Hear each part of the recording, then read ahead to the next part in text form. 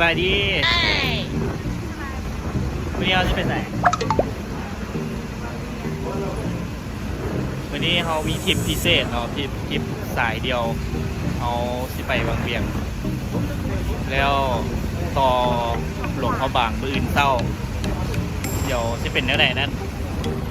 ติดตามของเขาได้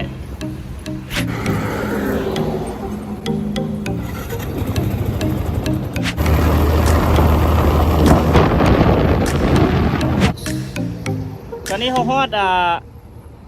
หัวหินเหิบแล้วนะขี่รถมาเกือบก้นด้าน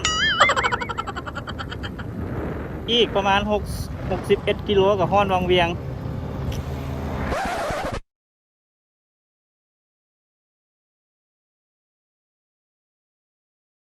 ตอนนี้เขา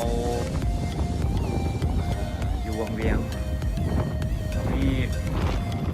ประมาณ5 โมงเช้าเพราะว่าเดี๋ยวจะออกไปหลวงพระบางรังเมืองกาว่าจะให้มันทอดหลวงพระบางประมาณ8 โมง Oh no พร้อมแล้วปะ แล้วก็กินกาแฟ เดี๋ยวเจอกันอยู่หลวงพระบางเนาะตอนนี้เนาะเขาเข้าในเขตเมืองกาสีเวลาประมาณ6 โมง 10 นาทีเรากำลังจะมุ่งหน้าไปหลวงพระบาง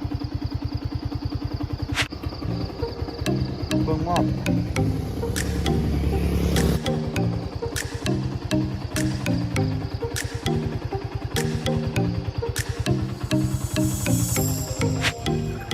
ตอนนี้เขาอาจจะฮอดปั๊มน้ำมันปตท.กาสีนะแวะเติมน้ำมันแล้วก็กินกาแฟจังน้อยแล้วก็ซื้อออกไปหลวงพระบางกาว่าให้มันฮอดประมาณ